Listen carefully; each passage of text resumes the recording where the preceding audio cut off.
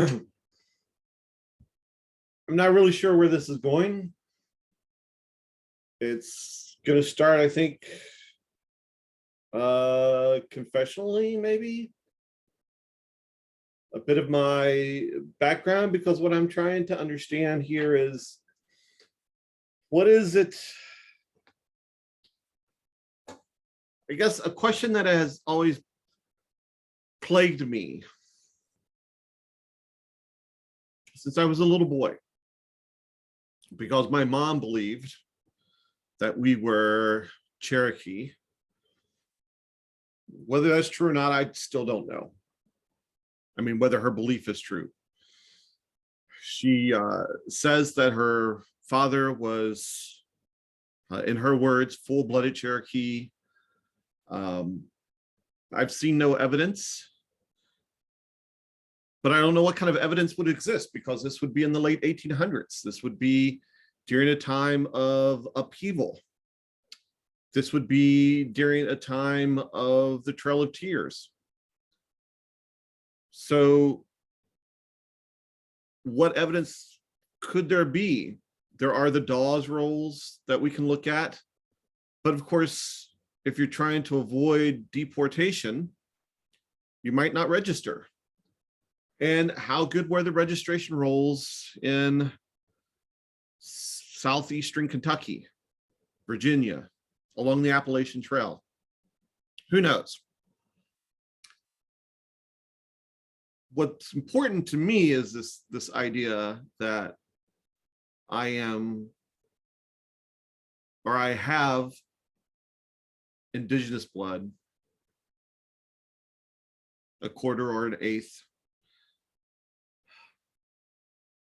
And so from a young age, I was always asking, how do we free the Native Americans? And it was, this is part of the confessional, right? This is the influences of what that meant. Today, I know that many times film appropriates indigenous cultures. So when I was 5, 6, 7, 8, whatever, older, and watching Billy Jack, I didn't know it was cultural appropriation. I just saw it as some form of resistance. And to a great extent, that influenced what I thought at the time it meant for American Indians to be free, which was to be off the reservation. And when I finally realized that Native Americans can leave the reservation, they're not on the reservation, there are more non-natives on the reservations, it kind of changes the way you have to think about these kinds of questions. So what does that have to do with this picture in front of us? Well, this is a picture of my whiteboard that I made yesterday, and just trying to think through some of these concepts I have. And I began yesterday because I was just tired of thinking about it. What is it that I know? Which is an odd place to start, of course, because as a philosopher, we often don't know much. But one thing that I'm pretty sure of is this right here. I don't know if you can see this in the top right corner here, but that God is the common good. And I've written on this and published on this, presented on it. I know what that means for me. It means that as human beings, living beings, we come to know God not as individuals, but as a community. And that community has to be extensive. It includes, as far as I can tell, all living beings. So I started with that and noted that that is our destiny as Homo sapiens. So what does that mean? Well, that destiny lies in our desires, which means we have to understand evolution and psychology. We have to have a historical understanding of human nature. So we really need this philosophical anthropology, this theological anthropology. And on that, I'm not alone. I mean, I've been reading George Tinker's American Indian Liberation, which is a fantastic book. And he says we need a better theological anthropology. And I've sort of tried to draw some of this out from a Marxist perspective in my book, Love and Politics. And there I talk about, these Greek terms, eros and energia. Eros not as some kind of sexual desire, or not as emotion. Love is not an emotion for what I'm talking about. It is a drive to expand ourselves. It's this living force, right? And I developed this from an Aristotelian Marxist kind of perspective. And I talk about midwifery and indigenous philosophy, particularly the Lakota, the nation I'm most familiar with today. But I want to delve more into this question because it seems to me, and I've believed this probably for as long as I've lived, regardless of what I think about myself, regardless of whether I'm indigenous, have the indigenous background, whatever we want to talk about, that if we are going to survive, if we are going to become loving people, if we are going to solve the climate crisis, we need to approach this from an indigenous perspective. The West has the European, I don't want to say West, the European perspective has nothing here, right? And so one of the questions I have today, and this is important, I think, is whether the Judeo-Christian Islamic perspective does have a way of addressing these issues, but as far as I can tell, European origin philosophy does not. And I suspect that in the end, I'm going to agree not only with Tinker, but with Vine Deloria Jr., that the conception of nature as fallen is so ingrained in the people of the book that it does not provide a way for us to resolve the climate crisis and to survive into the future. We are destroying the environment for capital, for convenience sake. We think that it's endless resources. We need a different way of approaching this question. And if we don't solve it, well, yesterday the Department of the Interior told 5 states on the western part of the United States that they have to come up with a way of saving 2 to 4 million. That is about 20 to 40 million people's worth of water per year, or the government's going to solve it, because they're not going to produce electricity without this water that they need in the Colorado. We are here facing an existential crisis, which we may not survive. All right, so I was thinking about this question yesterday and trying to figure out, where do I go from here? And just to be clear, since I'm on this map here, there's a double line over here, and several people have thought that when I wrote false answers up here and put Marx and the Frankfurt School and Foucault down there, I meant that they were false answers. That's not what I mean. I mean, they give us insight to the false answers. The false answers to what it means to desire. So today I was asking myself, what if I start from a different perspective? And I've been wrestling with this ever since I, made this concept map yesterday. And wrestling with really, how do we approach this problem from an indigenous perspective, and from a broader perspective, because it seems so obvious to me that we have to begin with what it means to be human. And I don't want to take that for granted. I want to challenge myself, because I think it's important that we get the question right, and that we get multiple questions right, and that we get the approach right.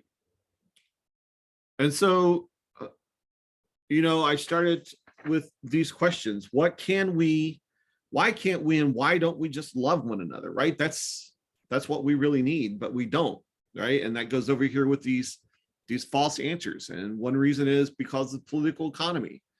And another reason is because of culture and power. And another reason is the way we structure our knowledge. And all of those things affect this big thing right here, desires, right? And we can talk about how evolution is impacted by that. And we can talk about how psychology is impacted by that. And this weird thing that's called evolutionary psychology, which is just a reductionism. So how do we figure that out? And another way of answering this asking this question, maybe more positively, how do we realize our infinite possibilities? That's Marx's question, and to some extent, that's where he begins, right? That we have these possibilities, that we change our nature through history and develop potentiality that we then realize and change again because of the way that we interact with nature to satisfy our needs. And I've talked a little bit in my book and some of my other writings about what that means and where Marx goes wrong. And I think there's still some element of alienation from nature there. And that's why I think we have to think about that question from an indigenous perspective. And I want to stop right there and say that I am not reifying indigeneity. I'm not reifying nature. I'm very careful about that in my book. In fact, one of the things that I'm criticizing in my book is that we reify nature, so that what evolutionary psychology does and what social Darwinism does is that it reifies nature. It makes nature something outside of us and unchangeable. And in the process, it makes human beings something outside of us and unchangeable. And yet we have to go back over and over again to what Marx says, that human beings create their future, but not always in the conditions of their own choosing. So when I talk about the indigenous here, I'm not saying that we are reifying indigeneity, right? Because if we look at the history of First Nation peoples on Turtle Island, right, we see that there are changes in what it means to live as Lakota or a Saga or Iroquois, or however we might want to talk about that. So we want to think about these historically, right? Which is why we need, I'll say again, a conception of historical human nature. But if we ask, how do we realize our infinite possibilities? So going back to these questions, and then the question becomes, what does it mean to be free, to be human? Right? That's the central question, to be human. But to be human is to be free. I would think, if anything is free, which comes to other ways of asking the same question, how do we make the world better? How do we live not just to survive, but to live excellently? A question asked by Aristotle, asked by Tinker, asked by many people. It's not just to survive, but to live excellently, right? And so when we talk about indigeneity, we want to make sure that we're not talking about mere survival, which of course is a way of reifying again, and in fact, colorizing or colonizing the First Nations of Turtle Island, because they had sophisticated cultures that they are trying to revive in many ways, cultures that can help us to, in fact, live in this world better. And I can't think of a better approach to that than this book, As We Have Always Done, by Leanne Masaki Simpson, which has some wonderful discussions in it.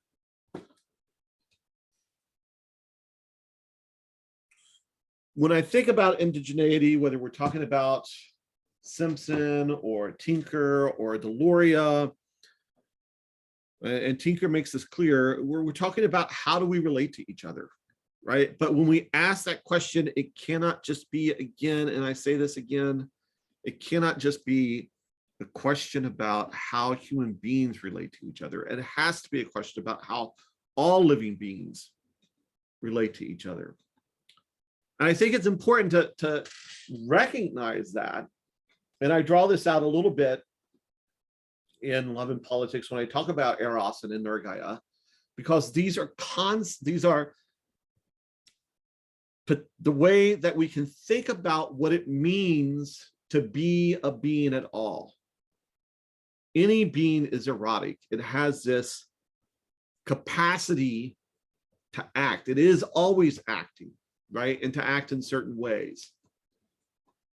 Any being, right? So Aristotle says quite clearly in the De Anima that all living things have a soul. And Thomas Aquinas repeats this. All living things have a soul. Now, human beings might have a different kind of soul than do plants and non-human animals. We have a rational soul in their opinion. And I try to show that, in fact, the soul is not only rational, but it's loving in a non-emotional sense. Not that emotions are bad, that's not what I'm trying to say, but we can get into that later.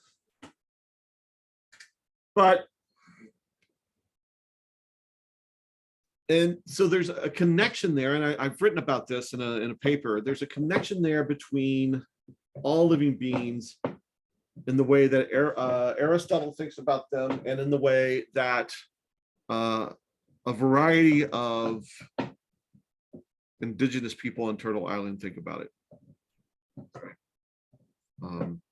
So the Lakota, right, ask about how we respect or honor all of our relations. And so I think about these questions and I keep wondering about them. And I came back again to this question that I've asked all my life. What does it mean for the Indian to be free? And if we start at that starting point, do we get somewhere else? Well, of course, I think we get many different places, because the way we're asking the question now becomes less philosophically oriented and more politically oriented. Not that those are two different things, of course. As Aristotle says, politics is a philosophical question that we have to answer. And if we think about common good in the way that I think about it, it is the ultimate question. And the question of being, the question of metaphysics, is subordinate to that of politics.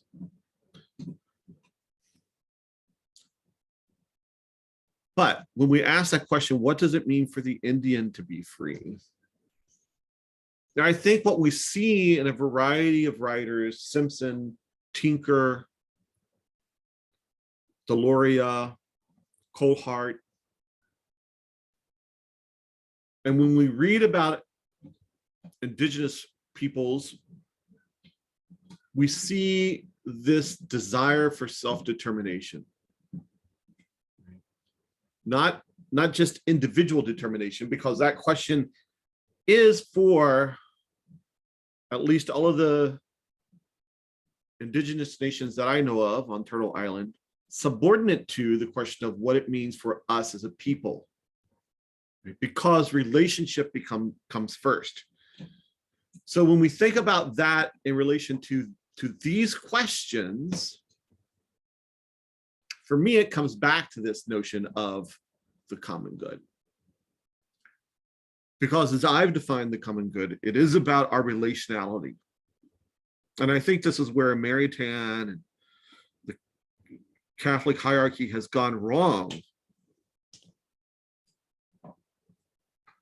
In fact, I think it's where much of Catholic thought has gone wrong. Thomas Aquinas has it right, at least in some perspective. And that is that we as a community determine our destiny, right? By trying to understand these desires, which we define, right? That's what I've got right here. Constructing these desires, constructing our goods, right, as a community.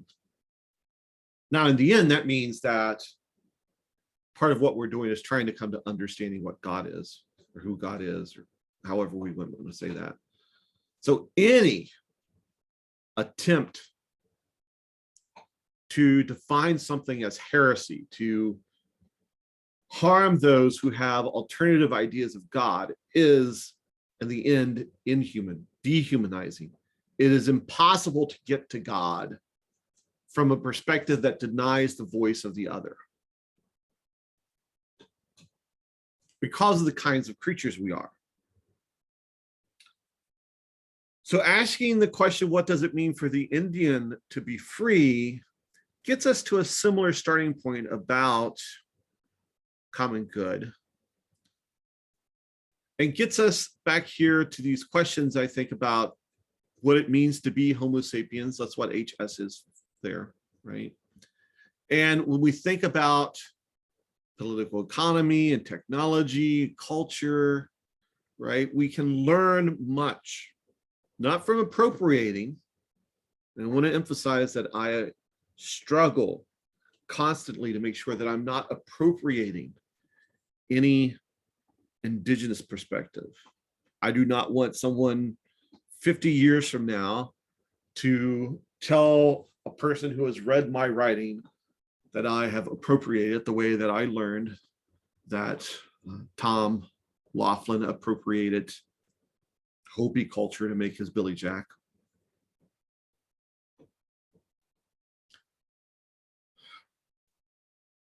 And if we want to understand what this means, we really have to dig into indigenous thought on these questions.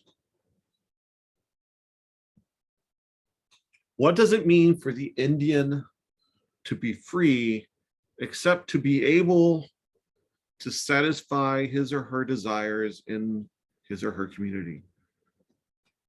Colehart's very nicely put that together in his book, Redskins, White Masks. But that's the same question that we have to ask ourselves, right? What does it mean for us to be free? It means for us to determine our destiny together as a community. Now, there's obviously action that goes with that. This is praxis. We're not just talking about philosophy here. We're talking about praxis. And so when I talk about human nature and I talk about these desires, I'm talking about how we come to understand ourselves through our actions and what those actions mean, what we might call practices, and how they embody our thoughts and our ideas. Because freedom is always a process, an action of moving together to satisfy those desires and expand our potentiality. The one thing that I've tried to do, maybe I haven't done it as well, is to not think about freedom temporally or to define an eschatology here. I think that Tinker is right that a significant difference between Euro-American thought and indigenous thought is the priority given to temporality by the Euro-American and emphasis given to priority given to spatiality by the indigenous.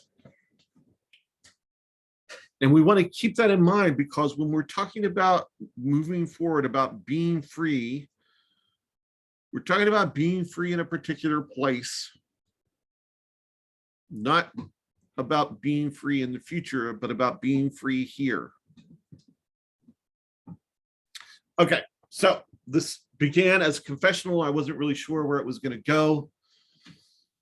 I just think that we have to be careful about how we're asking these questions, and I want to be careful, and I want you to hold me to being careful and to think about how we make the world better and what it means to do that, how we go about doing that. All of these questions are tied together, and this concept map here might seem confusing and crazy in many ways, but I think we have to figure out how these things relate to move forward. Of course, lots of people are going to disagree with that. We can start with Michel Foucault, but I've found no other way to ask these questions and to get beyond them. And I would be happy for others to educate me if there is a way to get beyond them. Thank you for listening. Please leave some comments below. I hope this was as useful for you as it was for me. Probably not, but thanks anyway.